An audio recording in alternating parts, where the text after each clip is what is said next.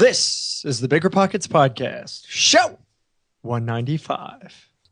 You're listening to Bigger Pockets Radio, simplifying real estate for investors large and small. If you're here looking to learn about real estate investing without all the hype, you're in the right place. Stay tuned and be sure to join the millions of others who have benefited from BiggerPockets.com, your home for real estate investing online. What's going on, everybody? This is Josh Dorkin, host of the Bigger Pockets Podcast, here with my co-host, Mr. Brandon Turner. What's up, man? Hey, I'm back. Guess who's back in the house? Brandon Turner's in the I am. house. I'm back, and Dave did a good job. So I'll publicly say, Dave, last week you did a great job covering for me. So good job, buddy. Nice. Oh, Yeah, for those who are so sweet. For those who didn't listen to that show, it was the first episode where I was not there. I was in California for the FinCon Financial Bloggers Conference, Yes. which was a lot of fun. So Nice. Yeah, we didn't miss you at all. Yeah, you did. You did. I could tell in your voice. You had this like sadness. You were very deep sadness. I felt it the whole time. It seemed like there was a lot of joy. No, there was Like a weight off my shoulders. It was fake laughing. You were like, ha ha ha, Dave, you're so funny, but I really miss Brandon. I could tell the whole time. So you can't pull it over my eyes. Okay, Come on. well, whatever, man. Whatever you have to say to make yourself feel better. We'll agree to You disagree. go ahead. All right, Yeah, fine, it's all whatever. good. Yeah, well, good. I'm glad you had a good time. Yeah, it was good. I surfed. You know, That would be fun to watch. I hung out near a surfball in the water. It's not the same thing as surfing. It's but. like watching a beached whale on the top of a giant beached whale. It's like a narwhal. A narwhal, is that what they're called? You know, the big white with the ones? horns. Yeah, with the horn. Yeah, that's me pretty much, but without the horn. Just the big white, you know. Well, if you look at your lumpy. hair, it looks That's true. My hair is kind of horny. fish. I got horny hair. Good. All right, moving on. Yeah. Hey, guess what? What's that? We get a new office. I heard you're moving. Yeah, we are moving to downtown Denver. Yeah, we got a new space. We're almost tripling our space. I might have to fly in to see that when you move in. Yeah, very excited, man. So yeah, we'll hopefully have you here locally in Denver in November when that happens. But Nice. yeah, very, very exciting. Very exciting. Cool. Yes. Well, We shall should we? get to the show, man. Yeah, people wanna know we got what's going on. a really good show. It's we cover a couple topics that we haven't done a lot of stuff on lately, and you know some interesting stuff here. Before we get into that, why don't we get to today's quick tip. I was trying All right, to I was trying to harmonize. I don't know. Yeah, that didn't work. Yeah, whatever. That didn't work. All right, guys. Today's quick tip is if you have a Bigger Pockets profile. If you don't, you should go create one today. Free. Go to biggerpockets.com, create a free profile. But there are lots and lots of people who go and they create an account and they don't ever fill in their profile. It's like John Smith and the About Me field is empty and everything's empty except their location. But Josh, why do I care? I mean, I just want to read articles. Well, you care because if you want to read articles and ultimately want to be a real estate investor, you need to start meeting other people in your area or outside your area who may be looking for somebody that meets your criteria, right? If you're a lender, if you're whatever it is, an agent, if you're a professional, or if you're just a regular investor, by filling in the information on your profile, you're helping other people to find you. You're helping to build your network. You're creating opportunities for yourself and possibilities for yourself for finding deals, for finding partners, for finding money, for finding mentors. So, you know, it just take a minute and fill it in. It's better than having nothing. Yeah. Take 5 minutes and put time into it and build something amazing. It's going to, improve the likelihood that other people are going to find you and your opportunities are going to grow. Just tell people who you are, what you do, what you're looking for. And, we're going to help you and help other people find you. Yeah. There's time to time people will reach out to me and be like, hey, I want to work on a deal together. Or, hey, let's do this. And I go to their profile and they have nothing, not even a picture, no information. I'm like, well, I don't know who you are. I know nothing about you. How can I build that trust? And speaking of trust, a video. If you are a Bigger Pockets Pro member, you can add a video to your profile, which is like 1 billion times cooler than just a picture. Oh, yeah. So it just builds trust in a really powerful way. And do make sure to upload that photo, a personal photo of your face. We want to see who you are. We want to connect with you on a personalized level. So get in there, create your profile today, www.biggerpockets.com. And if you want to edit your profile, you'll go to biggerpockets.com/ what is it? Profile/basics. Oh, fancy. Big, long URL. There you go. Just go to biggerpockets.com and You'll click figure on it out. your picture and go to profile options. But yeah. Guys, this is show 195. We're almost there. Almost at 200. Show 195 of the Bigger Pockets podcast. You can check out the show notes at biggerpockets.com/show 195. And if you have not yet left us a rating or review on iTunes, Stitcher, SoundCloud, wherever you listen to this podcast, please do that. Please do that. Hey, I'm Spotify. You guys know Spotify? I love Spotify. So Spotify has podcasts. Did you know that? I did not know that. Yeah. And they do not have our podcast. That's a problem. That is a problem. If you listen to Spotify and you want to hear our podcast, maybe we can ask our users to contact Spotify and request that the Bigger Pockets podcast be added. Sure. Anybody, do that. We want to be on there. All right, guys. So today's guest is Rudy Kertler. Rudy's a real estate investor focused on single-family homes, specifically college rentals. We also cover things like mobile home parks, creative financing, getting started. If you have no money, you being a quote sweat equity partner, which I love that stuff that he was talking about. People will love that. Yeah, it's a really cool concept. Yeah. Working with partners, creative financing, a whole lot more. It's great. It's a great show. Really exciting. By the way, I'm a little bit sick. Have somewhat lost my voice, which is why I sound more like a little girl than I normally do. Good. Yeah, I can tell. Yeah, thanks. Anyway, so listen up, guys. Stay tuned and let's bring him in. Rudy, welcome to the show, man. It's good to have you here. Hey, thanks for having me. Yeah, this should be fun. I don't know when the last time we had somebody from my home state of Minnesota. It's been a while. I hope I don't talk that way. But all right. Yeah, I haven't noticed the Minnesota accent too much yet. Are you like a cartoon character, Brandon? That's how my mom talks in Minnesota. She talks just like this. And as opposed to mine in New York, who talks like this. Exactly. Oh, moms are great. Anyway, to Rudy let's go back to Rudy. This poor guy is sitting here just dying to talk and tell us his story. He is. I'm loving life. It's all good. All right. Well, good. Well, let's get to your life. Let's talk about that. What makes you love it so much? And we'll start with your story. How did you get started with real estate investing? Perfect. Thank you. Yeah. So I think the easiest way to explain it is out of college, I actually changed my career path that I wanted to go into. And so I was kind of hanging out, waiting for my then girlfriend and now my wife to figure out what she was doing and finish college.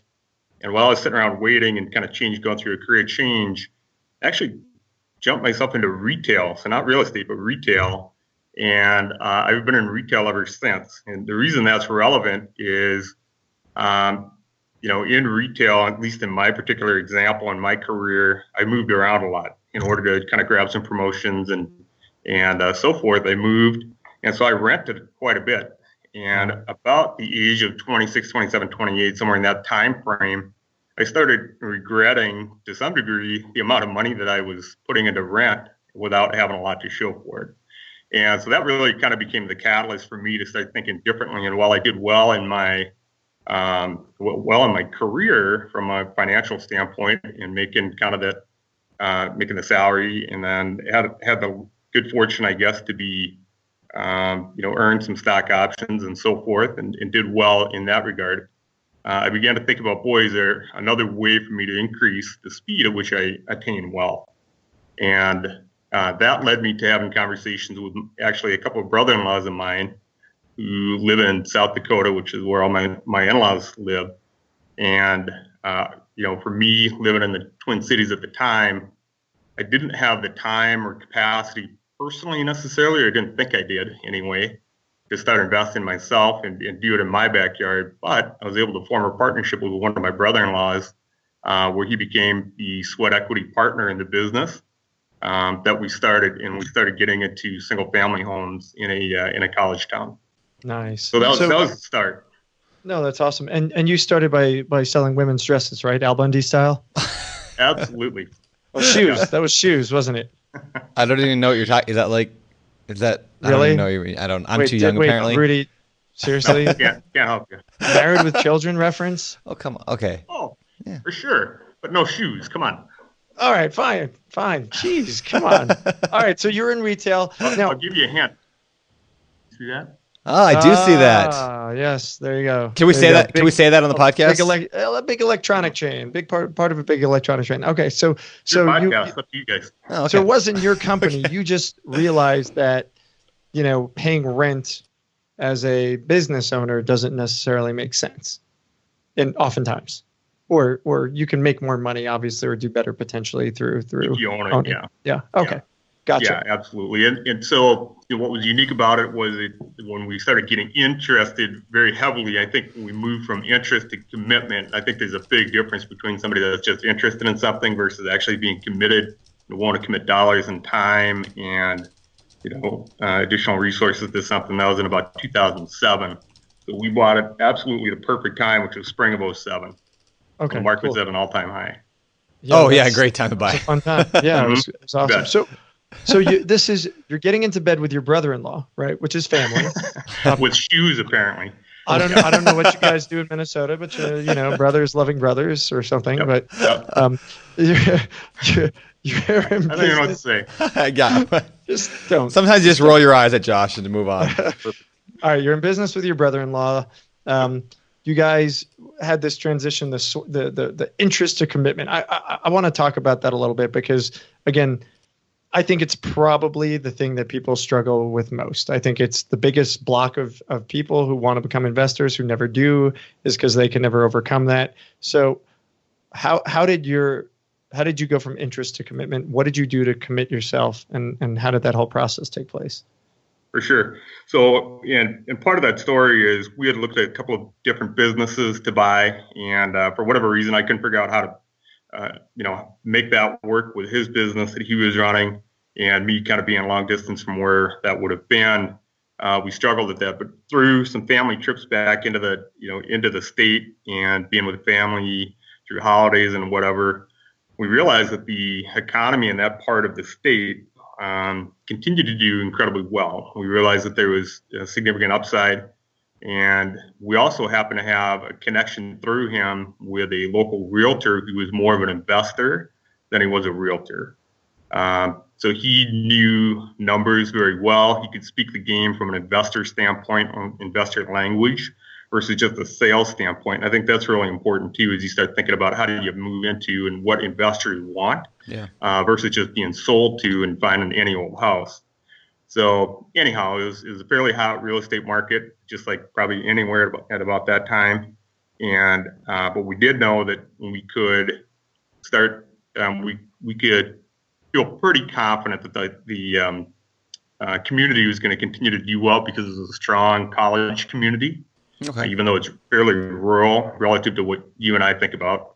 But that is, we knew that there was going to be a very large college student population that would look for rental type housing, and so we felt very confident in that. And so our first investment was actually a single family home. It was a 2-bedroom, 1-bath home, and if you run the numbers on a 2-bedroom, 1-bath, they're not very lucrative. Yeah. And we realized there's a couple of spaces in the basement where we could do some convert some of that space into bedrooms. And we're able to make what was sort of a pseudo kind of half bath into a full bath down in the basement as well. And we're able to convert that 2-bedroom, 1-bath into essentially a 4-bedroom, 2-bath. Oh, that's awesome. And awesome. It did real well. And we knew, just from running the numbers that would work well for us. So can you talk about really quickly the 2-1? What would that have rented for, and what did you end up renting the 4.2 for? And obviously, what'd you also pay for this property? Yeah, absolutely. So we paid $120,000. We were at the time encouraged to do an interest-only loan, so we could maximize the cash flow. Sure. Because that was still available. And then we, as a 2-bedroom, 1-bath, we would have been able to rent that for about $600 a month. So on average, it's running for about $300 a bedroom in that community. And by converting that, we doubled it too. And we actually earned $1,200 a month in rent. Okay. So are you renting them to like college kids by the bedroom? I know we've had some guys on the podcast doing that, or is it just one? Yeah. Okay. Well, that's the rent for the house. Sure. It's $1,200. And so whoever comes to us and says we've got $1,200 a month that we can give to you, we're in. Okay. So you're not like collecting 4 rent checks. Doesn't matter. Yeah, you're not Yeah, renting. Right. Okay. Yeah, that makes it a little bit easier. I think that would be a nightmare having to have going over there and getting $300 checks from all these guys. No, we're not collecting from each individual separately or something like that. We say essentially there's one point person. If there are multiple people or multiple groups in the house, then we go to that point person. Sure. So as a 2-1, were you still intending on purchasing it, or only when you realized that you can switch it over and convert it into that 4-2? We look at the future potential more so than the current. The challenge for us is, and it's still true to this day in that community, is there's very little inventory on the market at anything less than $100,000. Generally speaking, anything less than $100,000 is going to take a lot of work to make it, anything that anybody would want to be in. So we're just in a position to say, hey, let's get started. Let's dip our feet in the water and kind of get going and try to understand what can we do? What does the market look like? And can we grow based on the current market dynamics? Got it. So your tenants, though, now you get it converted. Now you're renting to college kids, correct? Yep. Okay, cool. So let's talk about that for a little bit. It is, somewhat of a niche and potentially a great niche, potentially terrible if you don't know what you're doing. So you own other single families now. What makes a college rental different? What things do you need to think about when renting out to college kids? From my perspective, some of the things that are different are, that you're going to turn the house over in a matter of a couple of years. Maximum is going to be a matter of 4 years. You're going to turn that over. You're going to have different tenants. I think some of the wear and tear on the house is potentially higher. We're not overly concerned about it. I'm not overly concerned. I don't go driving by the houses. I don't go walking through them very often. My brother-in-law, who's there, who's my business partner, does. He'll look at them. He'll take it. Make sure that things are looking good. I think generally speaking, there's a little bit of the herding of the cats for him. While there might be one person that's responsible for contact back and forth from him, if somebody chooses not to pay the rent out of that group of 4 or 3 or however it's divided up in those that particular situation, somebody has to go and get the money at some point. And we've had a couple issues where that's happened, where there's finger pointing. Well, it's not my responsibility; it's their responsibility, kind of thing. And at the end of the day, they realize that there are multiple names on the lease, and if their names are on the lease, they're legally responsible for us. And we actually had a situation or two where we've had to go back, go to rent collectors and debt collectors and try to chase people down. So not very often, unfortunately. I'm assuming you're having parents co-sign on all these, yeah? No. Oh, you're not? Nope. Okay. Mm-mm. Why? That's a good idea, though. I like it. Oh, yeah. Yeah, we had somebody on the show recently who did that, and they had parents co-sign, and it's kind of a cool idea. That way you have somebody to go after versus, a kid. So, yeah, I mean, it just didn't happen because it just was one of those, hey, we really never had the need or thought about it or. Right. Yeah, cool. And to this point, we've really not had the need. We have one house right now where the parents are actually the ones that pay the rent, but they didn't sign the lease necessarily, no. Sure. Gotcha. And how many total single-family houses have you done? Are they all your color rentals, or what do you do with that? Yeah, we have 6 single-family homes in that community. Okay. That are what you consider college rentals, by and large. And we do have, in one case, we have hardworking family that's in there. It's not college kids. So back to my point earlier about it depends on who's able to come up with the money and sure. And it's not like specifically I'm only renting to college kids here. It's just this is what the price is. Who wants to rent it? Okay, cool. Yep. Yeah. So I want to go back and talk about something you mentioned earlier, and that was when you got started. You're working full time. You didn't have a lot of ability to do it, so you worked with a partner on this, and you called him a sweat equity partner. And I like that. I like that name. So what exactly does that mean, and how does that work in your guys' case? Yeah, the way it works, and to this day, it's still working this way. So we created an LLC, and we split our ownership structure. So he's got an equity in the business, and in any business, any home, or I'll talk about mobile home parks here in a second. But anything that we acquire, he'll have a percentage ownership in that, without necessarily having to come to the table with cash on his end.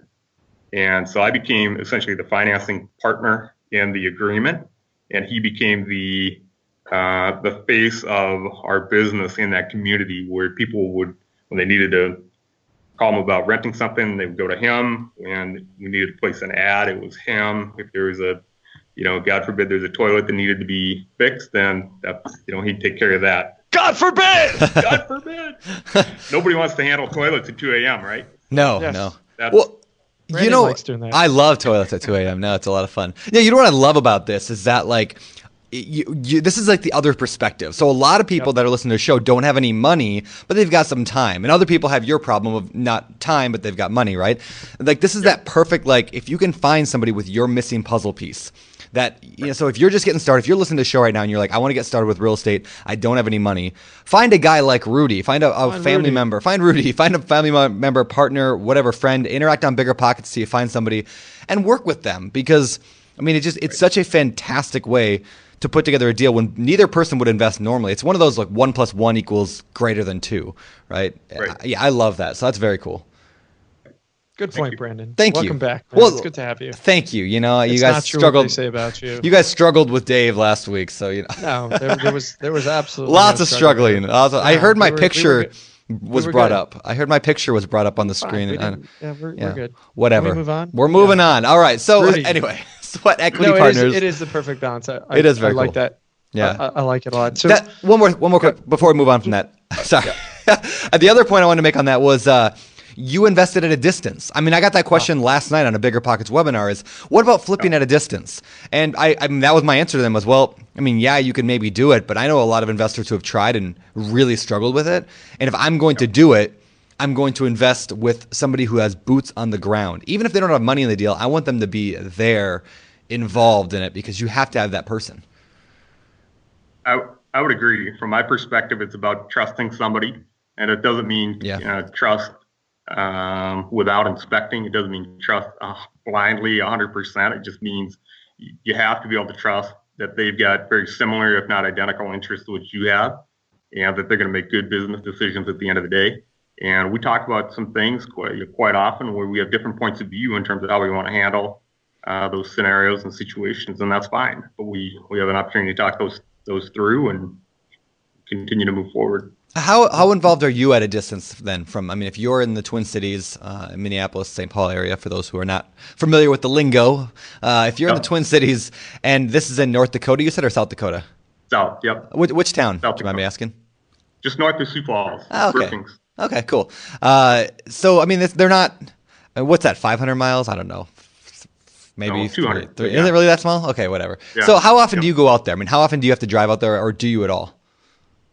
The only times I'm going out that way is for family, generally speaking. There are a couple of minor, over the course of the last 10 years, there's probably 2 or 3 situations where I've had to drive out there to close on a property where they wanted me to physically be there because they hadn't met me, those kinds of things. But I think as technology evolves and it gets simpler and simpler, we can do those things at a distance anymore. But I don't go there to check on the business, to be honest with you. I go there for family functions, and while I'm there, I'll check on some stuff, and we'll talk, and we'll strategize. And Nice. potentially, again, I'm not CPA, but potentially tax deduct that entire trip because you're there for business, right? I don't know if that's how you guys pull that, but yeah. Generally, Wait, I think you can read a book about that, can't you? I think you Brandon? could read a book on that called the book on the book on tax strategies for the savvy real estate investor by Amanda Hahn. You can pick it up at biggerpockets.com/bookstore. Tax I book. just ordered mine. Or tax book. Books. You can just go that one, whatever. Yeah. But go to bookstore. Anyway. There's others. Yeah. Hey, I've got a couple questions I want to kind of go back to. Please, I'll allow it. Go ahead. Are you having fun? I'm having fun. This is great. Rudy, I'm sorry. That's okay. I understand. Yeah. Good. I'm glad. So he's special. I'm from Minnesota. Yeah. All right. So are you doing anything to tenant-proof these properties?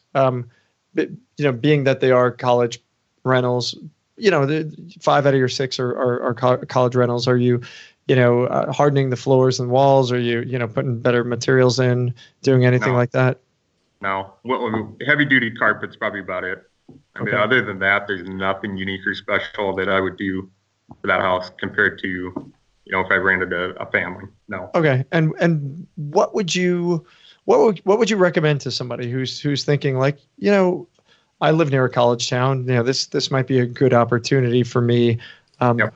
What advice would you give to that person? Should they do it? Should they not? Horror stories, things to look out for, tips like adding. You got to get in there, Rudy. You got to get those parents to co-sign, man. But like, what kind of tips would you have for those folks?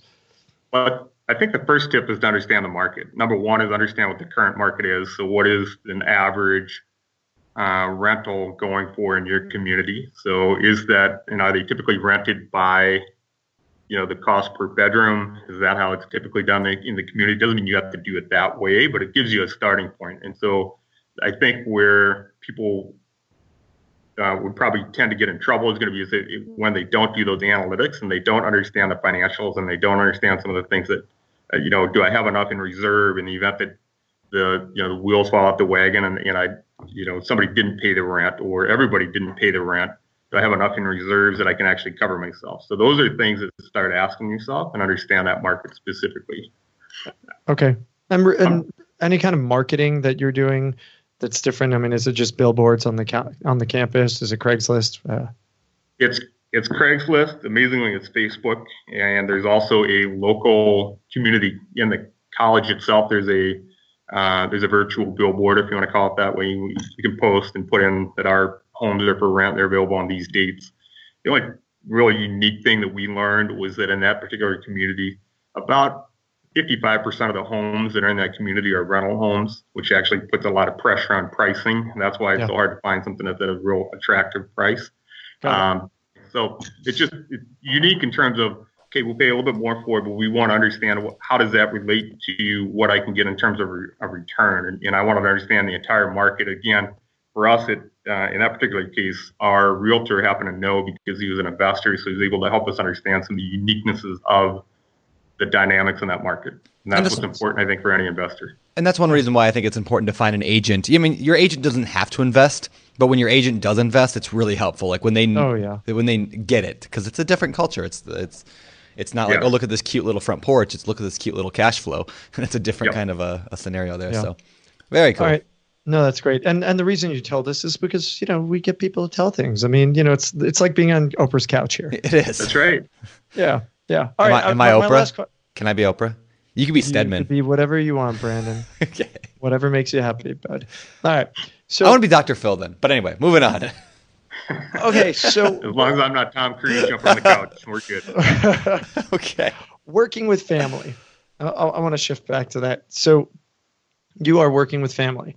That is potentially very risky. I would not do it. I don't like the idea of working with family. I just, I think there's too many potential complications that can come of it. What do we do to make sure that, holiday dinners are not an absolute nightmare? How do we make sure that working with our family is done in a manner where there's that separation? What do you do? Yeah, obviously, from my perspective, what we've done is we're very careful to kind of keep business separate from personal conversations. We talk when we want to quote unquote talk shop, talk about the houses, talk about the parks that we've acquired. We'll do that. We tend to not do that around the Thanksgiving table when a lot of the other family members are present. We tend to be very very on point with what is it we're trying to accomplish, what we want to do, what are some of the specific tasks in front of us. I think I don't know how to say this without it not being relevant, but we have a real good working relationship, and that was something I considered before we started.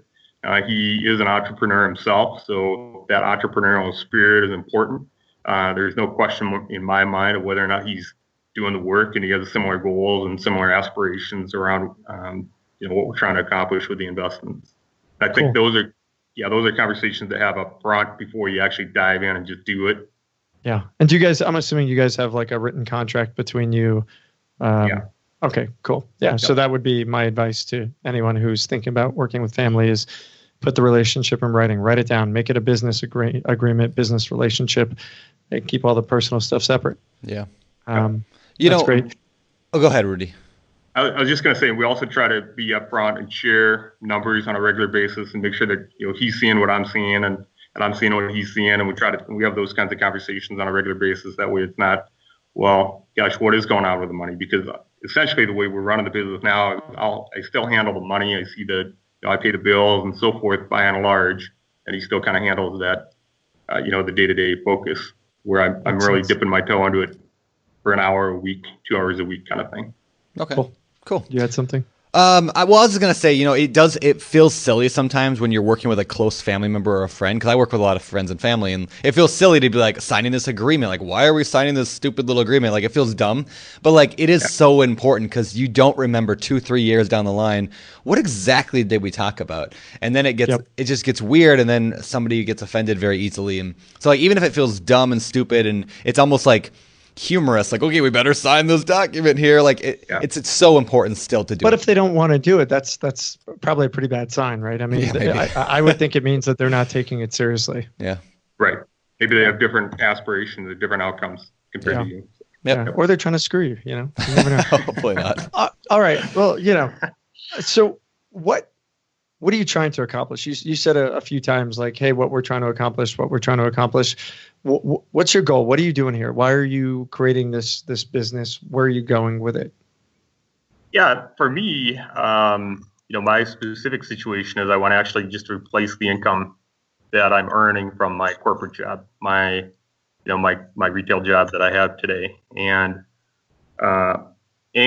create that passive income, enough passive income to replace that, corporate job income, and be able to step back from working 60 to 70 hours a week and do something else. Yeah. Cool. Yeah. So go ahead. I was going to say really quickly, by the way, your corporate job, if ever they want to offer discounts to me or to the nation of Bigger Pockets people, we're always open to. In case people are wondering, it's Best Buy. So people are like, why won't they just say the name?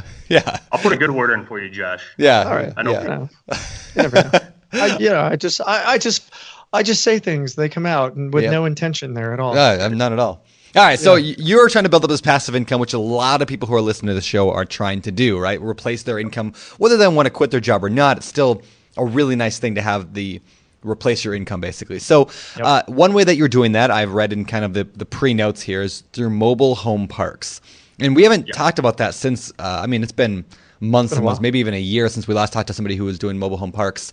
I know specifically we talked to Jefferson Lilly about it, and I don't remember what show that was, but it was a fantastic show. It was a great show, I love that show, and I'd never even considered mobile home parks until then. This show's good so far. This show is good, but we're going to make it fantastic right now. Amazing. Let's talk about... Go downhill in a hurry. It started downhill with Brandon, but we're creeping our way through. You can't get much lower. So mobile home parks. Why mobile home parks? Yeah. Okay. What is it, and why did you get into that? No, I ask what is it because I think there's a lot of confusion about the difference between a mobile home park and just a mobile home itself. So, please speak to that. Yeah. Yep. And by the way, I think there is a great podcast that you mentioned, Brandon, which is Jefferson Lilly, and I think that was 111. If you wanted to go back and look for it, I think. But anyway, fantastic information that he provides. What a mobile home park is owning the land that the mobile homes sit on and the actual park itself, and you collect a lot rent from each resident every month or whatever the agreed upon time frame is. So very similar to regular rentals in terms of the time frame. But we stumbled into our first one back to the point about the realtor that we were using, who's an investor, and we had noticed that there was a park in the area. It's not in the community that we're investing in, but it was about 5 miles away. It was in a very small town. We thought that was really interesting. Wasn't really sure about the price because it was about the price for the whole park was about 3 times more than the price of any home that I purchased to that point. So I was a little nervous. And so I just reached out to him and I started asking him some questions to help me understand the numbers and how would he run the numbers. And so that's how we started getting in. Cool. And by the way, that was show 111. Go to biggerpockets.com/show111 if you want to check out that podcast with Jefferson. So the price was 3x. You're trying to understand it. What got you hooked? What got you, what really got you? Yeah. the numbers really, but here's why the numbers. So specifically, the park was what's considered a small park. It's a 21 unit, set up to be a 21 unit park. But in addition to the mobile homes that are on there, there's also a commercial building that's part of the park. There's the actual entire parcel of land is almost 12 acres. Wow. And as part of that 12 acres, the only developed parts of it accounted for about 7-ish acres. So there's another 5 that are undeveloped that we started looking at. And we thought, boy, that's interesting. It's on a major highway in the area. Very easy access to get into the community, where we figured this was more of a bedroom community, but in order to get into Brookings, it's a very quick, easy drive for people, very easy commute. So those are kind of the first piece of information that I really wanted to understand. And then also for this particular town that the mobile home park was in, the direction that community is growing is actually toward the park.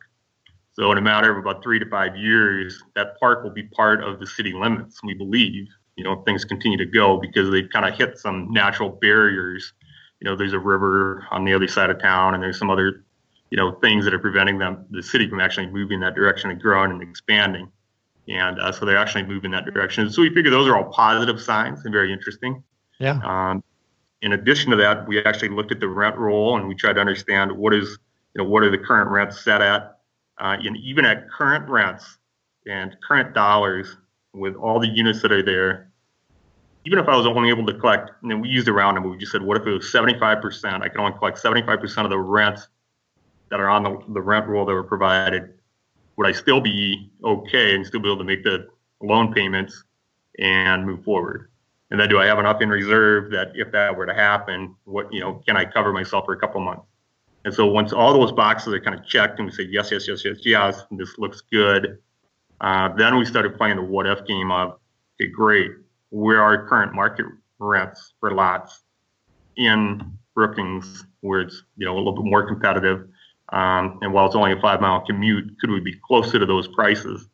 Are there some other things that could go up in terms of rent that might make sense for us as well? And all of those things, once we start saying, again, we continued the list and kept saying yes, we got real serious about it and real excited real quick. Nice.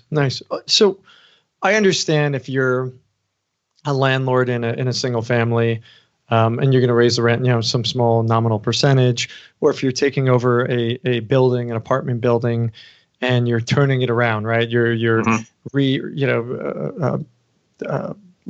the landscaping, lobbies, making it really nice. How do you raise the rent on a mobile home park, on tenants in a mobile home park? Is it creating amenities? Is it adding better landscaping? What are you doing there? Yeah, a couple things. From our experience, it's been cleaning up the park. So if there are maybe troubled residents that are there that aren't doing their part to keep the community clean, that's step one. Step two is the normal things like the landscaping. Even though it's on a bigger scale, it still applies. Keep the grass mowed, keep the weeds down, keep the edge around some other properties. If that's how that particular park is set up, we'll handle that. If that's part of the community lawn care or whatever. We haven't necessarily added a ton of playgrounds or amenities in that regard. We haven't done that kind of work. It's just been more showing that we care about the park, care about them having a clean, safe community to live in, and being very responsive to needs. I think being good business partners and good partners in general has been kind of our strategy. Cool. Yeah. And you said something else that I thought was really interesting. So you talked about developed parts of the park accounting for 7 of the 12 acres. So I'm assuming you went in with the intention to continue to develop out this plot of land. Did you actually end up doing that? What did you do? How'd you do it? And tell us about that. Yeah, it's absolutely. So part of one of the things that we noticed, so not only on that particular first park, there was I mentioned the commercial building. I mentioned there was 21 units. 2 of the pads of the 21 were actually empty. And so our initial plan was to bring in mobile homes and turn around and sell those to new residents in those 2 empty pads. There was also 8 RV sites that were positioned I would say, not ideally positioned in the park. It just happened to be where they put them, and you couldn't see them from the highway that runs in front of the land. There's also a couple of extra storage buildings that are being rented out for storage. And so one of the first things we looked at is we're trying to understand. We felt like the RV sites were nice to have, but we weren't going to guarantee any income coming in off that. So when we ran the numbers, we didn't assume that we were going to get any kind of rental on those, again, because we didn't understand that market. I have no idea about RV site rental and all that kind of stuff, and what does that mean, and is there potential for, embezzlement or people to park there and not pay, that kind of stuff. Anyway, but as we considered it and we started looking, we actually took a chunk of land that was right off of the highway in the front corner that you could see as people drove by, and we put in 8 more RV sites. Essentially, we were moving the existing 8, and we moved them to the front of the park where there's visibility, where people driving by can see.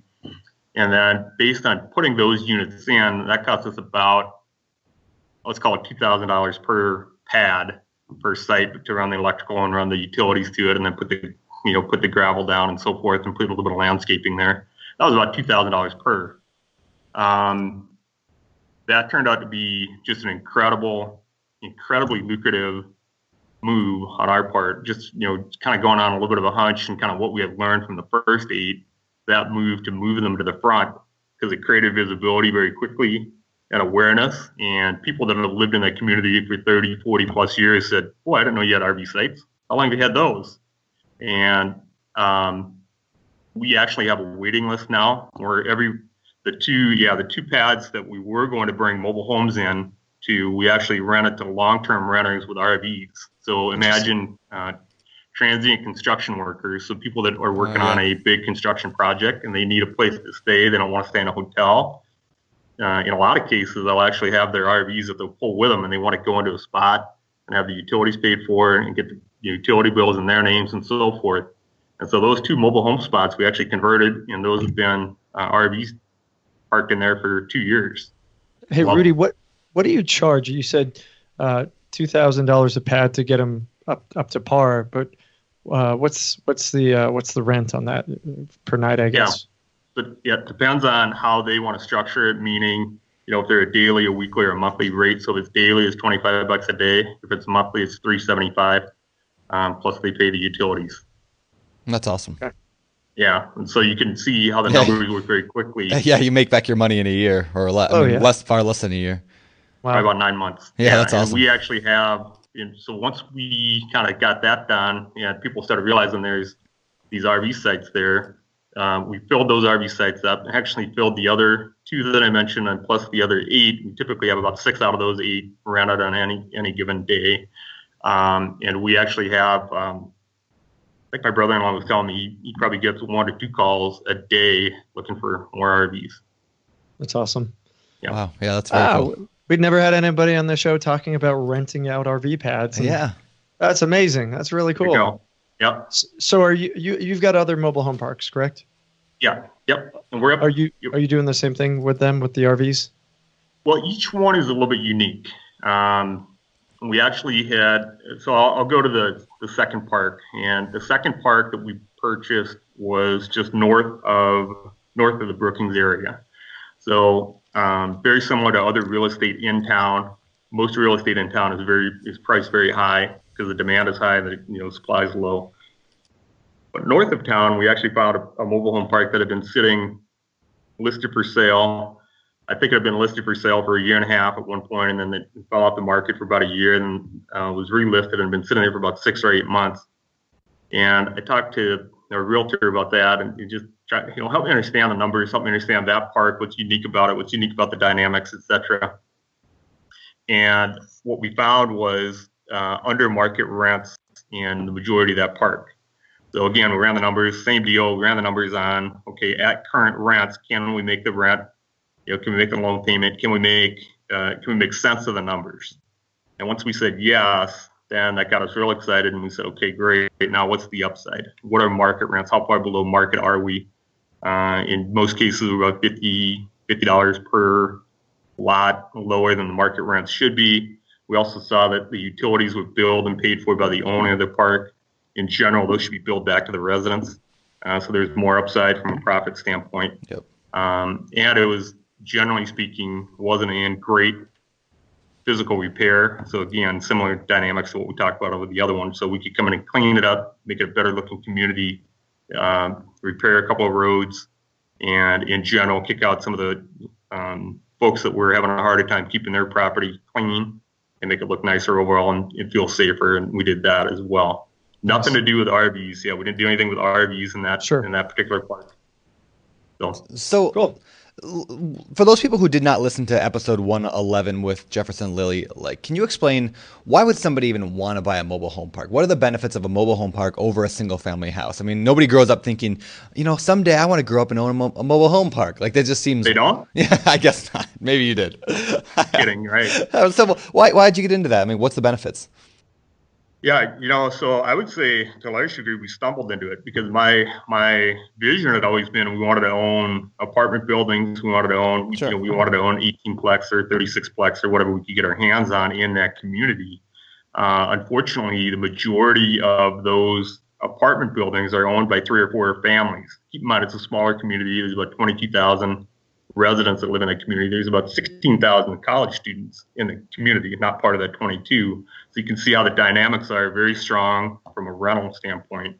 But we had really had a desire to own apartment buildings, and we could never get our hands on any because the cap rates were so high for those apartment buildings when they did come out of the open market, or the families or ownership groups that had owned the land that was zoned for apartment buildings.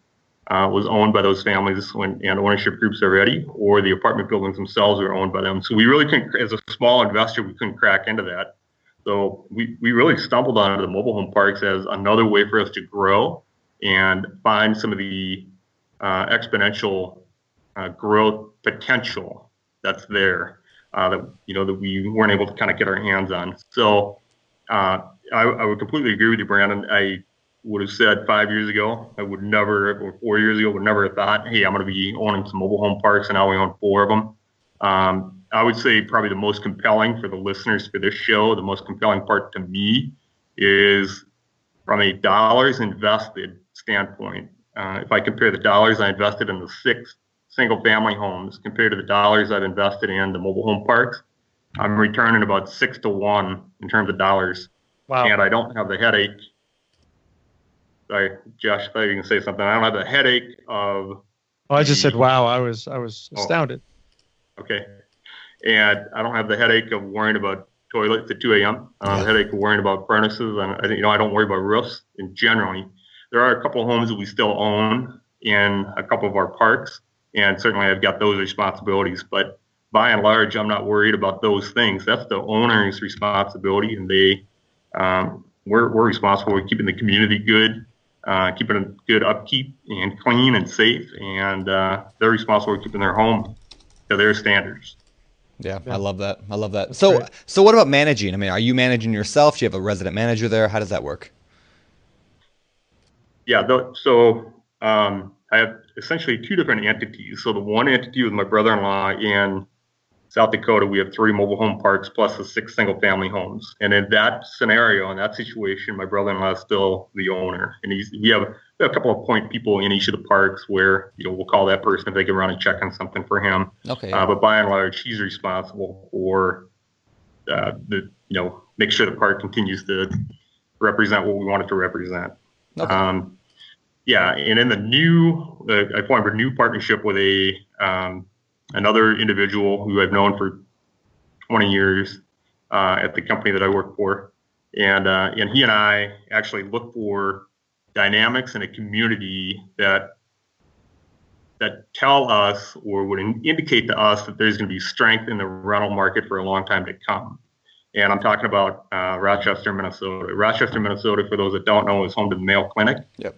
And the Mayo Clinic's on a $6 billion infrastructure drive. They're about 3 years into a 20-year project of improving the entire community of Rochester and make it more desirable for their doctors so they can recruit doctors. And the reason that's interesting to us is because as that happens, very similar dynamics to what we saw in Brookings, which is the pricing of the real estate in town continues to go up. they can't keep up with the demand fast enough as the infrastructure improves. Yeah. And so the hardworking families need an affordable place to live. And we actually found a park out there that he and I have bought, and he and I are in the process right now of kind of rehabbing that park as a whole. And we have yet to find our manager, so we're kind of taking some of the some of the day-to-day function on that, which is really, really interesting, by the way. So it's harder than it sounds. But so that's a little bit different dynamic. Okay, cool. Yeah, I've heard good things about that market, the Rochester market. So, and the Mayo Clinic, of course, is one of the best hospitals in the world. So, very cool. All right, so one more question on the mobile home thing. As you mentioned, I read in kind of the notes before the show that you were applied for and earned your mobile home dealer's license in South Dakota. Yeah. I'm wondering what is that and why did you do that? Yeah, so trying to do some research on just mobile home parks in general and trying to understand what other people are doing. And I was also kind of snooping around to try to see if I can find other deals in the upper Midwest or in the Midwest in general to see if I could find other mobile home parks. And I actually stumbled on a program that's actually run by a company called 21st Mortgage, and they're in partnership with Clayton Homes. Both of those companies are owned by Berkshire Hathaway, which most people probably know as Warren Buffett. And those companies actually solve for a very common need that mobile park owners have. And that very common need is many mobile home parks have empty spaces. They have empty pads that they're trying to rent out. Well, it can be very expensive for somebody to actually buy a home and try to move it in. On average, it's between $5,000 to $7,000 to move a home into a mobile home park space. And so for that particular resident that generally may appeal to, that's a lot of money. That's a lot of money for anybody, frankly, right? And so anyhow, in kind of snooping around, we stumbled on this program with 21st Mortgage and Clayton Homes, and they will actually pick up the majority of those costs, and they'll actually provide the financing for the homeowners in those cases where you're trying to bring homes in. So from a park owner standpoint, the way you grow your revenue and grow your profitability is you get all of your lots filled, and and then it gradually you raise your rent.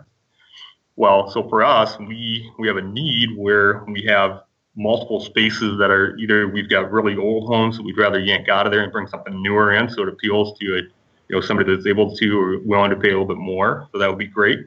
Or we just want to build a park in general so we can get that done. Well, as I inquired about those programs, I found out that I have to have a mobile home dealer's license. I've got to be considered a mobile home dealer. I said, oh, well, that's interesting. So I started doing the research to try to understand that. Well, where would it make sense for me, and what's the process to go through that? And we found that in South Dakota, you can do that fairly straightforward. It costs some money and it takes a little bit of time. There's background process and so forth, and inspection process, but we're able to do it, and we got our mobile home dealer license. So that just happened about a month ago. So I don't have a big success story to say, hey, here's what we've done because of it. But the plan is then to start bringing in those homes and filling in those empty spots and upgrading homes over time. And I might sell some homes on the side, but that wasn't the purpose of doing it. But yeah. Awesome. That's cool. All right. So before we get to the fire round, I read something and kind of, we send out notes ahead of time and just ask, all the guests on the podcast here just to answer a few basic questions about what they've done. So we kind of have an idea of where to take the conversation. So anyway, you wrote something here that I just want to read this entire little section here because this is fantastic, but we don't have time to dive into all of it. We could spend a month on this. It's about creative financing. All right. So it says this. I can speak to multiple examples of using creative financing, from using my own assets, cash and stocks, home equity lines of credit, contract for deed, commercial loans for the mobile home parks, 401k loans against my life insurance cash value, collateralize the cash value of my life insurance policy with a bank loan for the down payment, thus leaving my cash value in an annuity to continue to grow. Pulling in a business partner for capital, HARP refinancing to lower my interest rates and increasing cash flows, etc. I mean, it keeps going. He's not like thinking about these things at all. Yeah, no. How do you get a mind for creative finance? I mean, we could spend, again, an entire show on every one of those things. And maybe we're going to have to draft you in to be a writer on the Bigger Pockets blog or something, because you could talk about all this stuff. Would love it. Yeah. Good. So how do you give it a mind that figures this creative stuff out? Wow. Well, first of all, thank you for bringing that up. I don't know that I could take a lot of credit for it personally, but I think it's just asking questions, talking to people that are in the industry. It's being curious. I have because I think my goals and my financial goals are really clear. Like a lot of people's, they got really clear goals, and I'm committed to hitting those goals. It forced me to say, okay, great, I've hit a limit. So in 2009, we kind of quote unquote hit our limit in terms of what could we purchase from single family homes. But in talking to my financial advisor and talking to my realtor and talking to other folks that have a similar interest in, kind of growing their assets, we started asking different questions. And what we started finding was, well, sure, have you considered a home equity line of credit? No, I hadn't considered that. Well, let's start considering that. That was, very early on. The business partner idea was certainly a way to spread some of the risk and spread some of the need for capital that you've got to come to the table with. I think some of the more of that list that you read, Brandon, I think a couple of the more really creative ones were using the life insurance, the cash value of my life insurance policies as collateral for a loan, where we were able to find a bank through my financial advisor. You had a partner, a business partner at a bank who said, sure, we don't have any belief that the cash value in your life insurance policy is going to go down. We're willing to collateralize that and provide you a loan that you can use then to continue to grow your portfolio. So now my cash value in life insurance continues to grow and appreciate. I'm using the loan and I'm deducting the interest on that loan because it's directly related to my investments, and I didn't have to take any of my own assets and put them into these investments. And so it just worked fantastically. You got to look. I mean, you have to look and look, search around to try to find those banks that are willing to do those kind of deals. But they were very open to doing it. That's so awesome. It's asking questions, talking to the right people, being curious, and just thinking. I mean, don't just assume that there's one way to do things, right? Yeah. And I didn't want to stop. We wanted to keep growing and doing stuff and do more deals, and so we found a way to do it.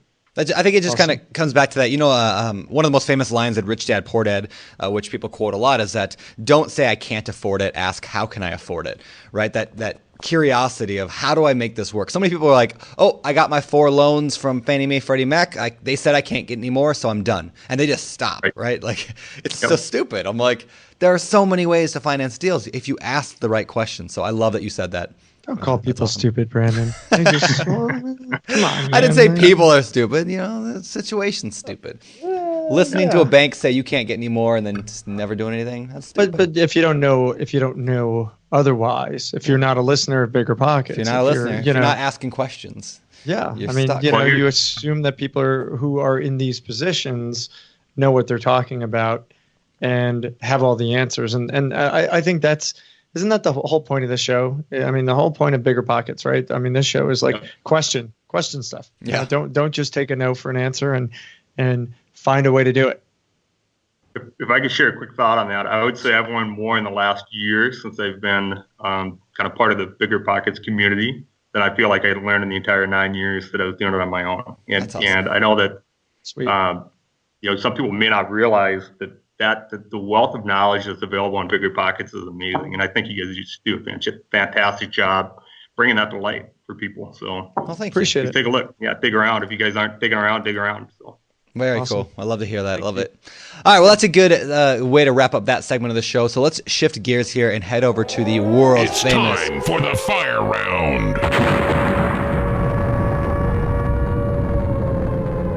All right. There we go. Let's get into the fire round. Again, these questions come direct out of the Bigger Pockets forums, which of course our users can get to, listeners can get to by going to biggerpockets.com/forums. So let's see what you got here. Rudy, number 1. If someone is looking to purchase a mobile home park, what is the first thing they should look into to make sure it's going to be profitable? Well, I think there's several things. So first and foremost, what are the rent rates of comparable parks in the area? So think about anything in the 10 to 15 mile radius near them or near that park. That'd be the first thing. So what are the current rents? Number 2, assume that anything that you get for a rent that you're being provided as a rent roll from the current owner is not 100% accurate. It's just an assumption. Don't assume that it's all there. That's a good tip. I think they should be looking at is it on city water or city sewer instead of on a lagoon or septic type system. because those can have very, very high hidden costs, like into the hundreds of thousands of dollars to fix those and be up to EPA compliance. So ask a lot of questions. One of the a great thing to do is talk to the residents in the park. Just knock around, knock on some doors and say, hi, hey, I got some questions. I'm curious about the community here. I'm curious about, XYZ. Ask them what they pay for rent. If you don't mind my asking, what do you pay for rent here? And you can very, very easily snoop out some information and find some good insight. Nice. That's awesome. I love that. That's a great answer. Great answer. All right. When you own a mobile home park, what are the added responsibilities and costs that you wouldn't have with a home purchase? So we talked about the things that don't, the opposite. But what are the added responsibilities for a mobile home owner, park owner? Park owner. I think the answer to that depends on the scenario with the park. So it depends on if it's is it a rural park that's not on city water, city sewer, and then you have added responsibilities financially from a septic standpoint and keeping the water clean, because that's a very important, obviously, component of any, for anybody. I think, I don't know if there's actually more responsibilities outside of having a point person or a manager in the park. Is a responsibility that's something you have to think about differently, and you're going to have to do a better job figuring it out who that person could be or should be. And then otherwise, you have fewer roofs, you have fewer furnaces, you have fewer toilets, you have fewer, but yeah. I think those are advantages, but I don't know that there's a ton more that I could think of. Maybe on a bigger scale, you have to think about, for us, at least in Minnesota, you got to think about, snow removal costs on a bigger area, significantly bigger than what you'd experience in a single family home, and then, mowing the grass and those kinds of things. But cool. Yeah, I think that's good. Great. It's perfect. All right. Number 3, when someone needs to find a quick, creative way to fund a deal, what is your favorite way to do it? Or they asked, what's the best route? But I'll say, what's your favorite? Depends on the individual. My favorite that I used was actually the loan against my cash value and life insurance. So using that, collateralizing the cash value. Very cool. Great. It's great. All right, last question of the fire round. Where should a new investor look for a mobile home park to purchase? Can you find them on Craigslist? I mean, are there flyers at the supermarket? Where do you go? Yeah, I would look online. I would Google anything that says, the area that you're looking for, mobile home parks for sale. I would look at that. We did find one of our parks on Craigslist. We've also, just by looking at local commercial, so on local real estate websites, we looked under the commercial tab. You can look on LoopNet, look for multifamily and LoopNet, and you'll see mobile home parks listed there as well. Cool. Awesome. Yeah, that's awesome. Cool. That's great. All right, guys. So last week on show 194 with my excellent co-host, Dave Meyer, who I really regret is not here today. We'll have Dave take your place someday, and then we'll talk trash about you. It'll be fun. But so anyway, on that show, we tried a new segment. It was Facebook Live. We had questions from our Facebook followers. We did a Facebook Live video, a pre-record, and we got questions. Today, we actually didn't get a lot of questions because I think people just really don't understand how lucrative these things could be. But next time, if you're not following us on Facebook, go to facebook.com/biggerpockets. We do record these Facebook Live segments. We're going to be testing them out for a little bit. And, generally we'll let you guys know who we're interviewing, what kind of topics we're going to be exploring, and we allow you to ask questions. So, stay tuned, jump on that. If you ever see it, we'd love to get your questions so that we can throw them out to folks. Again, that's facebook.com/biggerpockets. With that said, then I think it's time to move to the famous four. Famous four. All right, famous four. These are the same 4 questions that we ask every guest every week, and I know, Rudy, you've heard the show, so you know what's coming. Number 1, what is your favorite real estate related book? Well, I knew this question was coming for sure. I would say a couple things. So one, my favorite real estate related book was actually probably not exactly something you say is real estate related. It's actually called Think and Grow Rich by Napoleon Hill. Sure. And more so for the ideas behind it and less about the, specifically what I do with real estate. I would say, like I mentioned a minute ago, from the how do I learn more information about actual real estate ideas, suggestions, tips, Bigger Pockets has been just amazing for me. So I like it. Full plug for you. Thanks. Pretty good book, or like, novella. Pretty good. There you go. Yes, with the villain Brandon Turner. Is that right? I'm a villain now? I don't know what you are. Chilling You're like not a villain. All right, stop. Favorite business book, Rudy? Yeah, favorite business book for me it was actually the Millionaire Fastlane. Actually, heard it recommended on your show. I can't remember who it was. Dale Hensel, I think, was where I heard it first. And after watching Dale's show with you guys, I went and grabbed that book, and I absolutely loved it. So, yeah, I've reread that a couple times. I love that too. Yep. Cool. Number 3. Yes. What do you do for fun? Hobbies. My current hobby involves a stick and a white ball, and I would love to call it golf, but I'm not good enough to call it golf. So I, as I've gotten older, my former passion was playing basketball, and I was okay at that. And I have yet to figure out this stupid game, but golf is it. I spend a lot of time with my wife and the kids. We swim a lot in the summer. And my daughters and my wife actually have talked me into doing a lot of stage dancing. Really? Stage dancing. Yeah. Really? Yeah, on full. Look at the time. Sorry. We're gonna have to get a video of said stage dancing. And by the way, on this golf thing, yeah, nobody actually perfects it.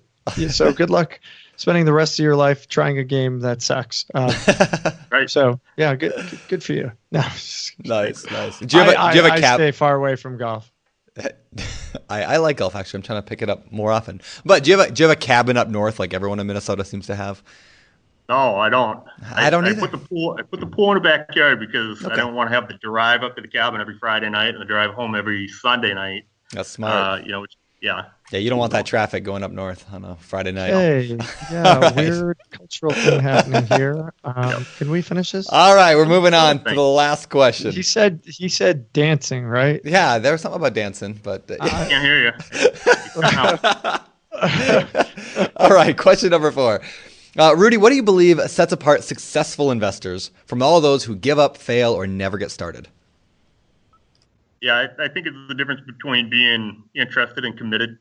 I think it's the difference between, people that say, well, I'd like to versus I'm going to. And there's a psychologist who's actually done quite a few studies on the difference between certain people. It has nothing to do with their socioeconomic status by and large. It has nothing to do with their access to assets and investments. Her name's Angela Duckworth, and you might have heard about grit. She's talked quite a bit about grit, and that's the difference that people have in terms of saying, this is what I want to do. They've created a very compelling reason why they want to do something, and they knock down those roadblocks. And I think that's no different in real estate as it is in many aspects of life, right? So why would people with the same athletic ability, certain individuals play at the highest level that they can actually achieve, and some never even break out of college, as an example? Well, why is that? Well, according to her, it's the grit factor and that ability to kind of push past those obstacles, many of which, by the way, are imaginary obstacles. They're not really an obstacle. It's just a matter of trying to find a different solution compared to what you've been looking at. I love that. That's awesome. I love it. Cool. Well, that about does it, doesn't it? That about does it, doesn't it? All right, Rudy. Well, listen, before we let you go, where can people find out more about you? Well, they can find out about me on Bigger Pockets, and I would say my LinkedIn profile is probably the best for the majority of the information they can find about me. So Rudy Kurtler on LinkedIn. Awesome. Rudy, thank you so much for coming on, man. We really appreciate it. We'll definitely have to talk more about this writing thing that we had hinted on, and potentially might even have to bring you back to do a creative finance show or something. I don't know. Sure. We'll talk about it. Would love it. I would absolutely love it. That's awesome. Perfect. All right, Rudy. All right, Rudy, thank you thanks very much. again, man. Take it easy. Thanks, guys. All right, see you around. All right, guys, that was Rudy Kurtler. Big thanks to Rudy. And my God, where is Dave Meyer when you need him? Dave Meyer is over, I don't know, running split test or something. He's in Italy right now. Is he really? Yeah. Oh, wow. Wow, Yeah, I he did just not left know for a that. 10-day jaunt to Italy. So I am left out of the loop. Well, whatever. yeah, he's gone. But yeah, Dave's away, and I'm stuck with you. You're stuck with me. Well, that's all right. Well, we had And a good you show with today me. anyway. We had It was a great show anyway. Yeah, I mean, this guy is on fire. I love mobile home Hey, parks. Brandon. What? I missed you a little bit. Thanks, Josh. I missed I you too. did. I mean, as much as I like Dave, like Yeah, you know. you're all right. Thank you. That's very nice to hear. I missed you too. You know, as much as I, like to bag on you, and it's a rare moment of seriousness from Josh Dorkin. is this male bonding? Is this what it feels like? You want a hug? I can hug you if you were in the room with me. I would go for a hug right now. Well, I miss you too. Well, I was, I don't know, hanging out with a bunch of finance nerds. Yeah, like myself. nerds. And if that sounds mean, that's not actually, that's like their slogan proud this of year. Yeah, it was Finance Nerds Unite.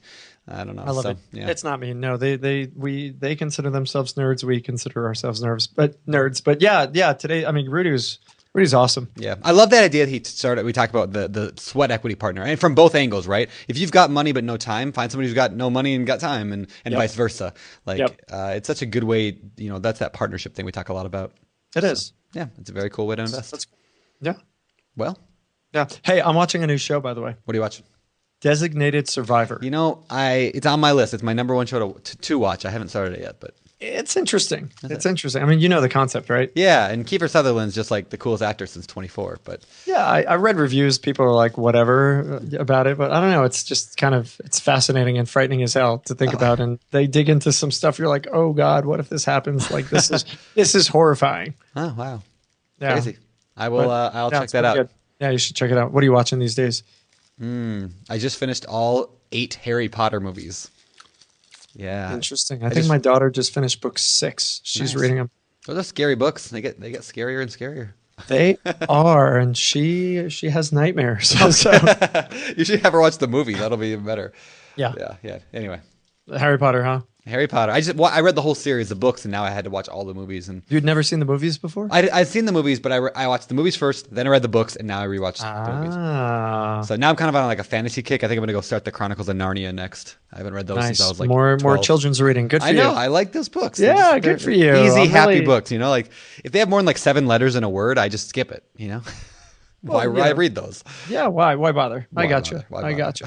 Cool, man. Well, let's get out of here. All right, I'm ready. You do it. All right. Well, listen, guys, it's a great show. Again, listen to that quick tip that we left in the beginning of the show. If you haven't yet created that profile and filled it in with details, please go do so today at biggerpockets.com. Otherwise, we'll see you around the community. We'll see you on the site. Please spread the word of Bigger Pockets. Post about us on Facebook, on Twitter, wherever the heck you are. Instagram. I don't know. Share us. MySpace. I love that site. Yeah, share us, spread the word, and stay tuned for next week on the Bigger Pockets podcast. And we got to figure out who we're going to have for show 200. I know. The big one. Yeah. We'll sort it out. Well. All right, guys. Till then, I'm Josh Dorkin, signing off. You're listening to Bigger Pockets Radio, simplifying real estate for investors large and small. If you're here looking to learn about real estate investing without all the hype, you're in the right place. Be sure to join the millions of others who have benefited from BiggerPockets.com, your home for real estate investing online.